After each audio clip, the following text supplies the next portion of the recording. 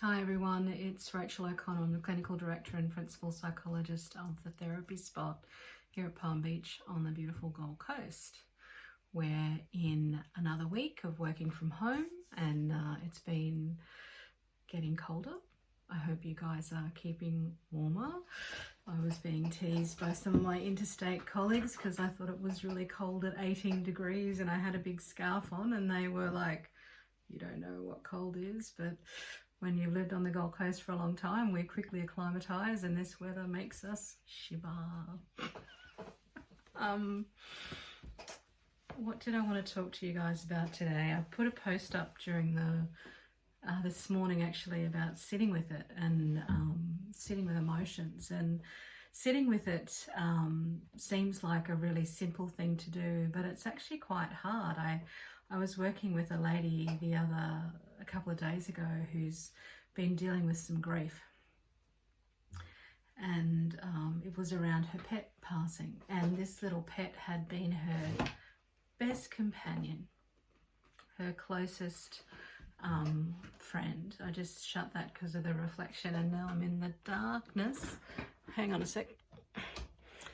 There we go. Put the desk light on.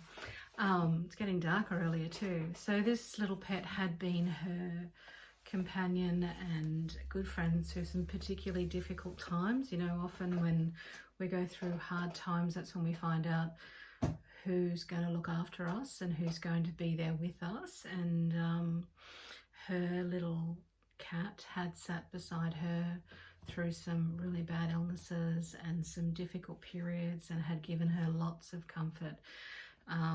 So that when it passed, she really noticed it missing. But there was another side of her that was saying, oh, it's just a cat.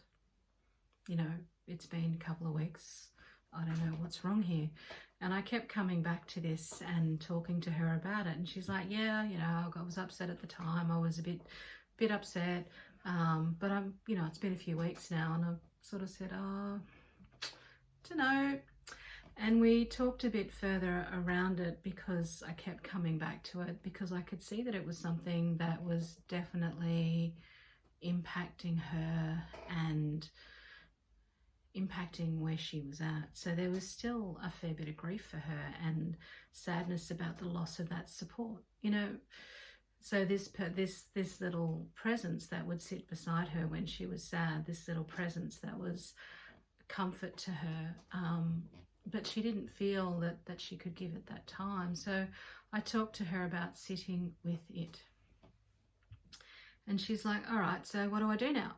She's a very practical, what we used to call like the type A personality. She gets lots done, very productive. She's like, okay, so what do I do with that? And how do I do that? And I said, well, you kind of start by acknowledging the emotion, and you acknowledge that right now it's difficult. There's going to be times where you're going to remember your cat and it's going to come into your mind. So you notice that and you feel that little bit of sadness. And you might say, you know, I'm going to rename this cat so you people don't know who it is. You might say, oh, Snuffles, I miss Snuffles. Or Snuffles would be sitting in that space right now, or Snuffles would be at my feet. And you take a moment to have that thought. And you give it that thought. You don't push it down. You allow it to be. You sit with it and you let it pass. Emotions are like everything. They come, they stay, and they pass. Like clouds in the sky, I think is one of the best descriptions I ever got. Clouds come. Sometimes we get big thunderstorms. Sometimes we get heavy cloud cover. And other days we have clear skies. Emotions will pass, the sadness will lift in time, but you need to allow it to be there when it's there. The more you push it away, the bigger it becomes. So we sit with those emotions and we allow them to have their time and their space. We listen, we give them that process. And sometimes in the process of sitting with them, they will change. They'll become smaller. Sometimes other thoughts or feelings that you had might come up. So when that client with Snuffles, we were talking about her with her grief, when she kind of allowed it to give it some space, she actually found that the grief for losing her cat was about sadness about the fact that she didn't get the support that she wanted or she hoped for during that difficult time when she was unwell.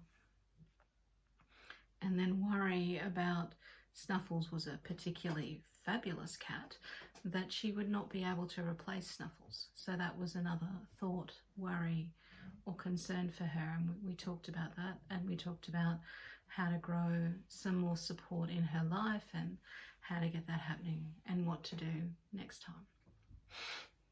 Well, hopefully there won't be a next time, but to have that preparation and readiness for that. Sitting with it, psychological term. People go, more difficult than it seems, but good to do. So all my neighbours are out walking their dog. So my dog is now defending us from those dogs she's super keen to talk to, so she's barking. It's time for me to go. I'll check in with you guys in a couple of days' time. Take care. It's Rachel O'Connor on the spot at the therapy spot. Bye-bye.